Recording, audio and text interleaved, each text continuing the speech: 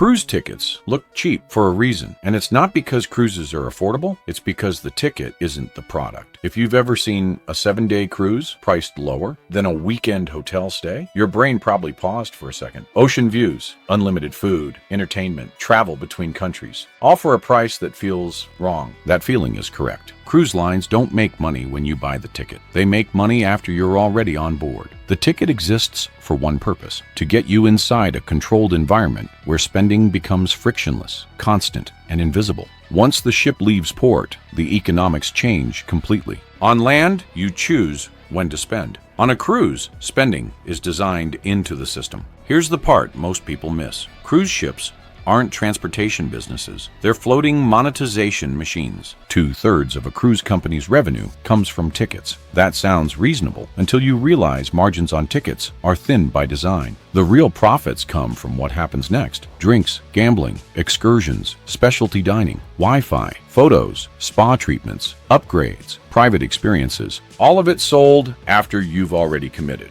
This is where the pricing psychology kicks in. When a ticket feels cheap, your brain reframes the trip as a deal. Once that mental box is checked, every extra expense feels justified. $5 for bottled water? It's fine. The cruise was cheap. $80 for a shore excursion? Still cheaper than a full vacation. $12 per cocktail? You're on holiday. This is not accidental. It's engineered. Cruise lines intentionally lower the barrier to entry so they can raise the ceiling on spending later. And here's the part that makes it work so well. You don't pay in real money anymore. You pay with a card tied to your room. No cash, no card swiping, no transaction friction, just tap and go. Psychologically, this breaks the pain of paying. Studies show people spend significantly more when money feels abstract, and cruise ships are masters at abstraction. Even the layout of the ship reinforces this. Casinos are placed in high traffic areas. Bars are positioned between destinations. Shops line the walkways you use every day. You don't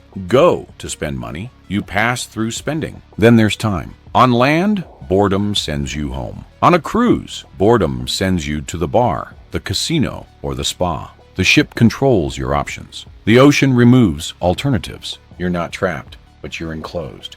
And enclosure changes behavior. This is why cruise companies obsess over onboard revenue per passenger. That number matters more than ticket prices, because a cheap guest who spends heavily on board is more valuable than an expensive guest who doesn't. This is also why cruise lines invest so aggressively in experiences, not destinations. Experiences, water parks, shows, theme nights, private islands. These aren't amenities, they're revenue accelerators. The more entertained you are, the longer you stay on board. The longer you stay on board, the more you spend. Even the food strategy reflects this. Main dining rooms are included, but premium restaurants are upsold. The included food keeps you satisfied. The upsell food makes you feel special. And special is where margins live. Then there's the casino. Casinos at sea operate under different regulations than casinos on land. They open only when ships are in international waters. They generate enormous profits with minimal competition. You can't leave, you can't switch casinos, you can only keep playing. That's not a vacation feature. That's a business model. And the final layer, the one most people never think about, is scale. Cruise companies don't just sell trips, they sell volume. The ships are massive because fixed costs don't rise proportionally with passengers. Once a ship is sailing, every additional passenger is incremental profit as long as they spend on board. That's why discounts are aggressive. That's why promotions never stop.